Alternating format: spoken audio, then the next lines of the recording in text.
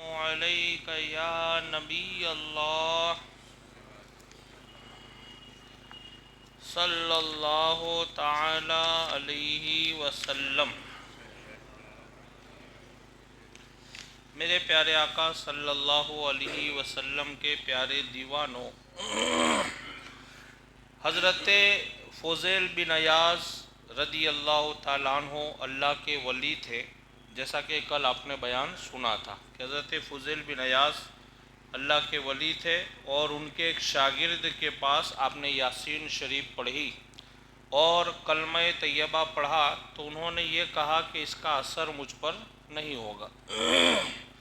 پھر 40 دن تک حضرت عیاض رحمۃ اللہ تعالیٰ علیہ روئے، فضیل بن عیاض رحمۃ اللہ تعالیٰ علیہ 40 دن تک روتے رہے کہ آخر یہ معاملہ کیا ہے۔ تو پھر 40ویں دن آپ کو خواب میں بتایا جاتا ہے کہ وہ آپ کے شاگرد کو جہنم میں ڈالا جاتا ہے، اور وجہ پوچھی جاتی ہے کہ وجہ کیا ہے۔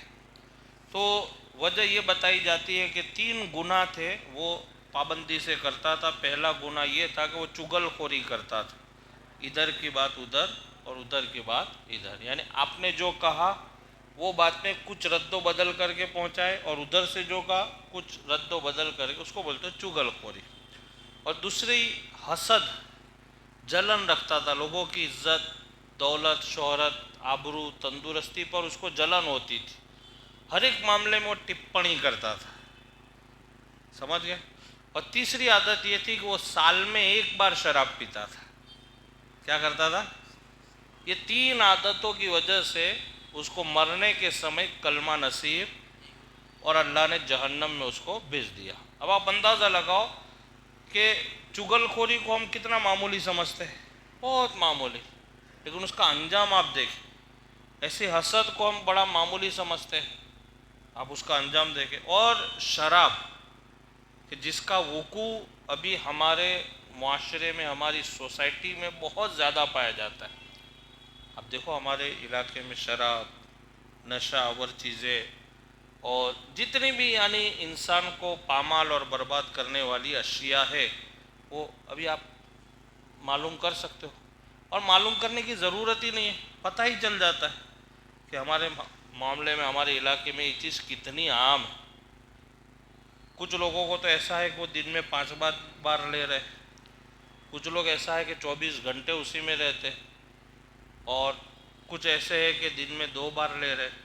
اور یہاں جو معاملہ ہے وہ دن میں 1 بار اور 2 بار کا نہیں، سال میں 1 بار کا ہے۔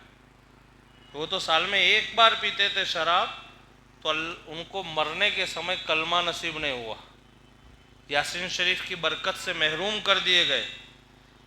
جو روز پیتے ہوں گے ان کا حال کیا ہوگا، آپ اندازہ لگائیں۔ تو اسی کو کل کے معاملے کو آج بیان کیا جا رہا ہے کہ حضرت فضیل بن عیاض اللہ کے ولی تھے، ان کی تلقین کے باوجود اس شخص کی زبان پر کلمہ جاری نہیں ہوا۔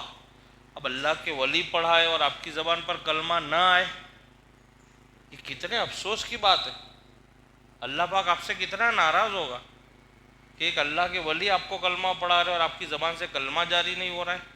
تو کہتے ہیں کلمہ زبان پر جاری نہ ہوا اور وہ جہنمی ہو گیا۔ اندازہ لگائے کہ جو 3 برائیاں اس شخص کے اندر تھی، ان کا انجام کتنا بھیانک ہوا۔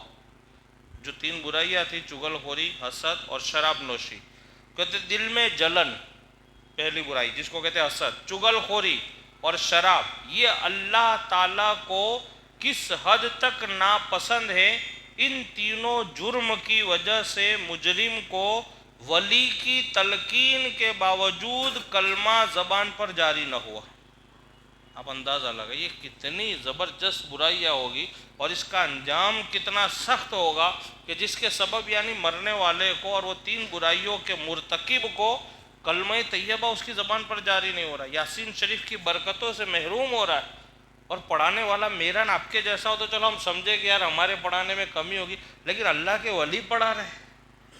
حضرت فضیل بن عیاض رحمۃ اللہ تعالیٰ علیہ اللہ کے ولی ہے، اور آپ پڑھا رہے ہیں، پھر بھی اس آدمی کے اوپر کلمہ جاری نہیں ہو رہا ہے۔ تو یہ پتہ چلا کہ شراب نوشی، چغل خوری اور حسد، یہ تینوں بڑی برائیاں بڑی آسانی سے ہو جاتی ہے۔ دیکھیں شراب آج بڑی عام ہے، بہت عام ہو گئی ہے، اور اتنی عام ہو گئی ہے کہ اب بہت سارے گھروں میں تو اس کو ایب بھی نہیں سمجھا جا رہا ہے، شادی کر رہے ہیں اس میں آپ اس کی پارٹی بنا رہے ہیں۔ یہ ہمارے معاشرے کی بات ہے، دور نہیں، ہمارے معاشرے میں سوسائٹی ہمارے سماج کی باتیں تو بڑی آسانی سے پی لیتے، اور چغل خوری بڑی آسانی سے ہم کر رہے ہیں، حسد بڑی آسانی سے، لیکن اس کا انجام بڑا سخت ہے۔ اور ایک ایمان والے کے لیے اس سے بڑا سخت انجام کیا ہوگا کہ مرتے سمے آپ کی زبان پر کلمہ نہ آئے، کیونکہ جو اینڈ ہے، دا اینڈ، وہ اچھا ہونا بہت ضروری ہے۔ ابتدا آپ کی کیسی بھی ہو، انتہا اچھی ہونا بہت ضروری ہے۔ تو کہتے ہیں کہ اللہ تعالیٰ کو کس حد تک ناپسند ہے کہ ان 3 جرموں کی وجہ سے مجرم کو ولی کی تلقین کے باوجود زبان پر کلمہ جاری نہ ہوا۔ اس لیے ہم کو چاہیے کہ ہم ہمیشہ گناہوں سے بچنے کی کوشش کریں اور اپنا حساب کرتے رہے۔ یاد رکھیں کہ صحیح معنوں میں کامیابی ایمان پر خاتمہ ہے، یہ کامیابی ہے کہ ایمان پر آپ کا خاتمہ ہو، یہ صحیح معنوں میں آپ کی پوری زندگی کا ایک نچوڑ ہے۔